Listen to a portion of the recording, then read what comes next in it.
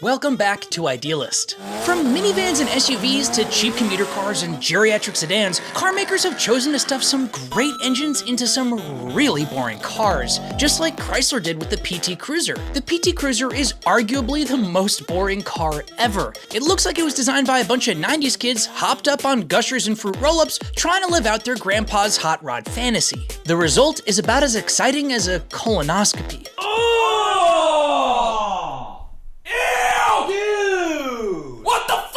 That is, of course, unless you opted for the PT GT, the GT performance variant fitted with a sleeper engine from the Dodge Neon SRT4. For Chrysler, it was like putting a Ferrari engine in a golf cart. Sure, it might be fast, but in the end of the day, it's still a golf cart. And the PT Cruiser GT is still a PT Cruiser. That being said, it did have an award-winning rear suspension in its day, so there's that. Now, how about time for a hot engine and a minivan thing? Mercedes R63 AMG. When Mercedes is tasked with making a minivan competitor, you know it's gonna stand out. At first glance, the R Class looks like a minivan that's been hitting the gym. And while there were a multitude of engine options available, it was a pretty mundane car. That is, until this thing came along. Enter the R63 AMG, powered by a beastly hand-built 6.2-liter V8. It cranked out over 500 horsepower. I can't even say it without laughing. A 500 horsepower minivan built by Mercedes-Benz. It's insane! The R63 is a minivan that's too cool for its own body style. And now that I know about it, I really want one. Let's jump from a cool minivan to a badass panel van. Let me introduce you to the Chevy HHR SS Panel. Now, I know what you're thinking. Oh great, another boring cargo van that looks like it was designed by Cuisinart. But hold on to your steering wheels, because this bad boy has a secret weapon. An engine that will make you feel like driving this van is like being the Flash. So what was Chevy thinking? They started with a cargo van, perfect for any business or hauling my life-size Trav statue around. But under the hood, Chevy stuffed a 2-liter turbocharged engine from the Cobalt SS. The HHR SS packs a punch with 260 horsepower, a manual transmission, and it laps the Nürburgring in the same time as a Subaru BRZ. So, while it looks like it belongs in a budget funeral procession, it actually might be better suited for the racetrack. And the same can be said about our next pick, Toyota Matrix. The Toyota Matrix XRS is a car that screams, "I'm perfectly practical, but I also have a wild side."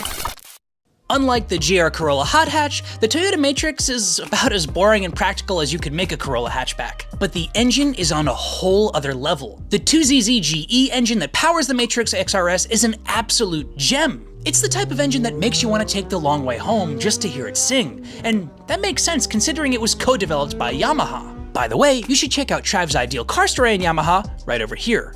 This engine also found its way into the much sportier Celica GTS, but Toyota wasn't the only one who took notice of this engine. Oh no, Lotus liked it so much that they stuffed it into the Lotus Elise. That's right, the Lotus freaking Elise, a car so exciting that it makes your heart skip a beat. You could probably drive one under a Touareg, Fast and Furious style. Maybe it's all our fault for thinking the Matrix was boring. And I gotta wonder if the same isn't true for the Ford Taurus. Ford Taurus SHO. The Ford Taurus SHO has had some truly legendary engines in it. From Yamaha Screamers to Ford GT-inspired turbo beasts, the engines in these sleepers have been known to wake up the whole neighborhood. But unfortunately, they've always been slept on by consumers. The first gen came with a Yamaha-built 3-liter V6 that roasted tires all the way up to 7,000 RPM. The second gen SHO came with the same Yamaha V6, but later offered an automatic transmission paired to a larger 3.2-liter V6. Then the third gen came along with a beefy 3.4-liter V8 with plenty of punch. And the final gen SHO, it had a 3.5-liter EcoBoost V6, just like the Ford GT. Although those engines are pretty different. But the SHO did have a pair of Garrett turbochargers. Hey, that's me! Moving on. Honda CR-V. The Honda CR-V is the car you get when you've given up on life. Wish you would step back from that ledge, my friend. Okay, they're not that bad, but they just aren't very exciting. The CR-V set the benchmark for bland CUV that every car on the road is slowly turning into. It's the automotive equivalent of a beige sweater vest. Practical, yes, but boring as hell. However, lurking beneath the CR-V's bland exterior lies a secret weapon, the B20B. This little powerhouse can be modified to produce some serious horsepower, and it's a favorite among the Honda tuning community.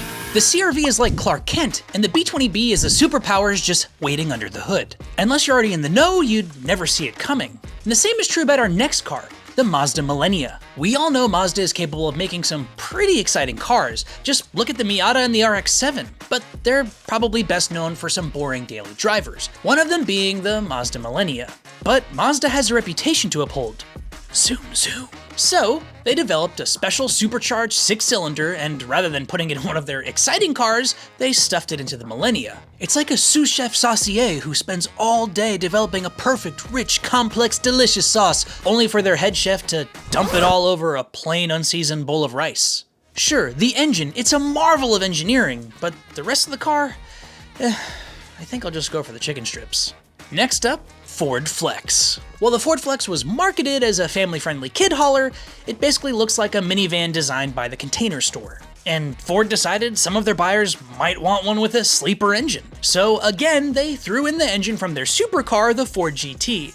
Now, they're not exactly the same, but they are both 3.5-liter EcoBoost V6s. And the one in the Ford Flex can move. But unless you want a sleeper to hustle money at the quarter mile, the Ford Flex is pretty dull. I mean, don't get me wrong, the Ford Flex is spacious, comfortable, and practical, but it'll never be the belle of the ball. But at least it's not a full-on grandpa mobile. Buick Park Avenue. Oh boy, the Buick Park Avenue. The ultimate car for those among us who qualify for the Senior Early Bird Special. And while the base model is a dog, the higher trimmed Ultra model comes with a supercharged 3800 V6 in a Buick. They did that in a Buick! The car's design screams AARP, but the engine says otherwise. Don't let its plush sheets and squishy suspension fool you. The supercharged engine is quick enough to leave other sedans in the dust. And these engines are notoriously reliable, leaving us wondering why GM put the 3800 supercharged V6 in the most boring car in the fleet. But what about throwing a big LS in an SUV? Saab 97X. Now, I know you're thinking, wait, Saab made an SUV? And the answer is yes. Or, sort of. Let me explain. The Saab 97X is actually just a rebadged Trailblazer SS, and it's a hidden gem. The Saab 97X Aero is fitted with an LS2 engine up front, which took the 97X from dud to stud. While the base model is bland and boring, with an LS, it turned a Swedish meatball into a Swedish supermodel. Quite frankly, it's awesome that GM had the cojones to throw a beastly engine like this into an otherwise boring SUV, and Infiniti basically did the same thing. Infiniti FX50. Now, while most FX models came with a 3.7-liter V6, the FX50 was different. It was powered by a unique 5-liter V8. And what makes it so special is that the FX was the only production car ever to receive this power plant. And I say production car because this engine was used in various LMP3 cars. Yeah, that's right, LMP3 race cars, like for tracks, circuits, 24 Hours of Le Mans. So why was this engine adapted for use in an SUV? The world may never know, but we're grateful regardless. So there you have it, some of the world's most boring cars that ended up with some pretty badass engines. Which one's your favorite?